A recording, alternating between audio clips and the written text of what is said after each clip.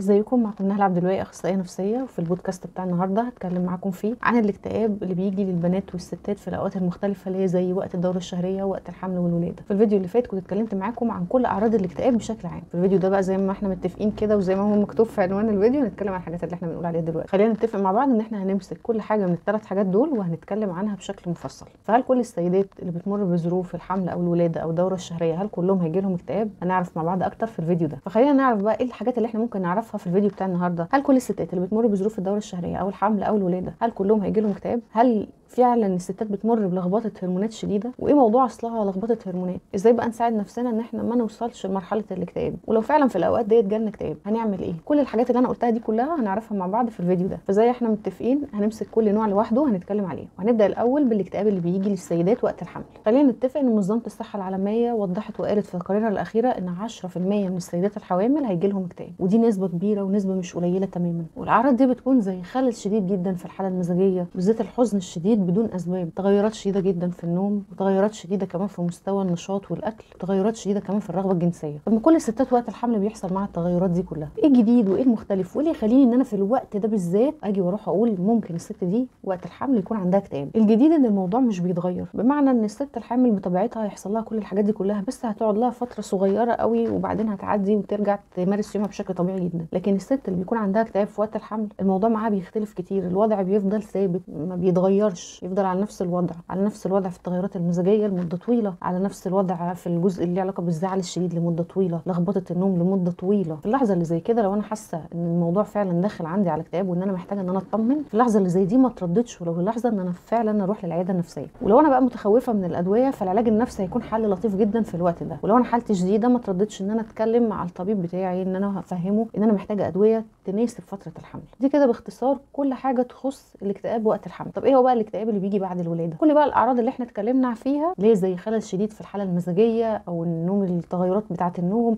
او تغيرات الشهيه او تغيرات في الرغبه الجنسيه، ومعاهم ان الام ممكن تكون رافضه لنفسها ولشكلها وللبيبي، ممكن توصل لمرحله انها بتفكر في الانتحار او فعليا بتنفذ او بتفكر ان هي تقتل البيبي. ولكن برضو خلينا نكون متفقين مش كل الستات هيجي لها اكتئاب، مش كل الستات اللي مرت بالولاده هيجي لها اكتئاب، ولكن منظمه الصحه العالميه حددت ان 15% من الستات وقت بعد الولاده ممكن فعلا ان هم يجي لهم اكتئاب. في اللحظه دي عموما افضل حل وما ترددش تماما ان انا الجا للعياده المتخصصه في الصحه النفسيه، الجا للمعالج النفسي او الطبيب النفسي او للاثنين، ما ترددش نهائي في حاجه زي كده. نيجي بقى وقت اكتئاب الدوره الشهريه. خلينا متفقين ان كل البنات والستات في الوقت ده من الشهر بيجي لهم تغيرات مزاجيه كتير جدا، ولخبطه في النوم ولخبطه في الاكل، وحاجات كتير قوي بتحصل لهم في الوقت ده. فممكن مثلا تلاقي نفسك بتعيطي كده من غير سبب، تزعلي من اقل شيء، محدش جه جنبك ومحدش كلمك، وتلاقي نفسك زعلانه ومقريفه. كل ده طبيعي وبيجي لكل البنات وبيجي لكل الستات. او ان انت مثلا بتاكلي كتير او مالكيش نفس تاكلي خالص، او ان انت مش عارفه تركزي زي الاول في الايام دي من الشهر، كل ده طبيعي جدا وبيحصل لكل البنات.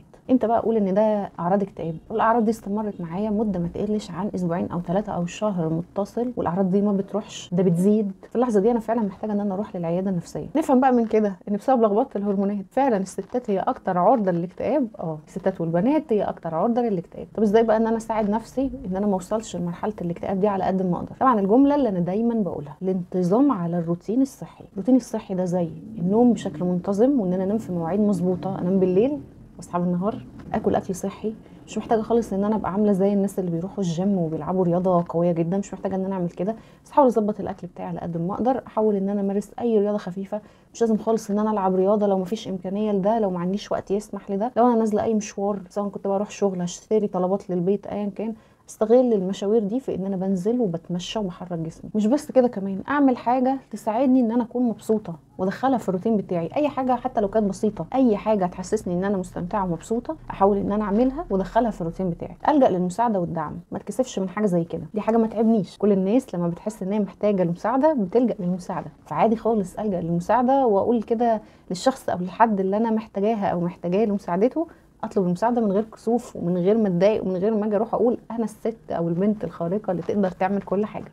لا، هيجي لنا لحظات مش هتقدري تعملي حاجات كتير، ومفيش بني ادم بيقدر اصلا ان هو يعمل كل حاجه. فدايما في الاوقات اللي زي ديت دايما اقول لنفسي ان انا هعمل اللي هقدر اعمله، وما لومش نفسي على حاجه زي كده. الحاجه اللي انا هقدر اعملها هي دي بس الحاجه اللي انا اقدر اعملها، وما لومش نفسي عليها. ولازم اللي حواليا يفهموا كده، ان انا في الوقت ده انا مثلا تعبانه، او الوقت ده انا مش مناسب معايا ان انا اعمل الحاجات اللي بتطلب مني دلوقتي، ودي حاجه لا تعبني ولا تعيب اي شخص حواليا. حاجه بقى مهمه انا مش عارفه ليه يعني ما بتتعملش، ارتاح واخد اجازه، ارتاح ما اعملش حاجه، اعمل لنفسي كده يوم في الشهر، بلاش اقول كلمه يوم في الاسبوع، اليوم ده ارتاح فيه ما اعملش اي حاجه. وليكن مثلا عندي البيريود وانا عارفه ايه اكتر يوم فيه بيبقى تعبني، اخد اليوم ده اجازه، ما انزلش الشغل، ما اعملش اكل، شوف اكل بسيط هيتعمل في اليوم ده، مش لازم يعني امسك الشقه اروق واعمل واسوي، ارتاح. واعلم الناس حواليا انها تحترم ده. لما الناس حواليا تبدا تشوف ان انا في الايام دي بقعد وارتاح هتحترم ده فعلا. لكن طول ما انا دايما محسس البني ادمين حواليا ان انا شمعه تحترق من اجل الاخرين، محدش هيعمل لي حساب في حاجه. نفس القصه برضو لو انا حامل او لو انا لسه والده، ارتاح على قد ما اقدر، ارتاح على قد ما اقدر. فعلا الموضوع بيبقى صعب، ولازم اللي حواليا يكونوا مستوعبين النقطه دي، وكبر دماغي شويه، مش كل حاجه لازم اركز عليها. خلاص لو الدنيا ما نطفتش او ما تروقتش مش هيحصل مشكله، عادي. لو ما رحتش الشغل النهارده مش هيحصل حاجه، لو ما عملتش الاكل الفلاني النهارده مش هيجرى حاجه. الدنيا ابسط من كده بكتير، اقعد كده وارتاح. ولازم افهم بنسبه 1,000,000% ان انا راحتي وصحتي هما اللي هيساعدوني ان انا اقدر اتعامل مع الناس اللي حواليا بشكل احسن. طيب في حاله بقى ان انا جالي اكتئاب فعلا، في اللحظه دي ما ترددش ولو لثانيه واحده ان انا الجا للمساعده المتخصصه. ما اقعدش اقول لنفسي جمل زي هل انا مكبره الموضوع، هل انا بتدلع. اللي هيحسم لي القصه دي المساعده المتخصصه، ان انا اروح العياده النفسيه واقول كل اللي انا حاسه بيه للمعالج النفسي بتاعي، وهو ساعتها هيقرر لي او هي هتقرر لي والله انت فعلا مكبره الامور ولا لا، فعلا في مشكله. وبالذات يا جماعه وقت الحمل والولاده ده اكتر وقت فعلا انا محتاجه ان انا اروح فيه للمساعده المتخصصه. انا مش عايزه اخضكم، بس في حالات فعلا للستات هم مش كتير، بس في حالات فعلا الستات انتحرت وقتلت البيبي بسبب الاكتئاب. انا مش عايزاكم تتخضوا، بس يعني ده ما بيحصلش كتير، بس ده ممكن يحصل. فانا لو حسيت ان انا فعلا تعبانه ما اخوفش نفسي والجا للمساعده المتخصصه، وما استناش لحد ما الامور تكبر خالص وبعد كده اجي اروح اقول هو انا وصلت لكل ده ليه. انت بقى كست او كبنت او كراجل، ورسالتي تحديدا للرجاله، تمام؟ شفتي او شفت او في المحيط بتاعك كده، في دايرتك القريبه او في دايرتك القريبه، واحده ست حامل، واحده ست هتولد او ولدت خلاص لسه والده جديد، او حد عنده الدوره الشهريه، يعني يا ريت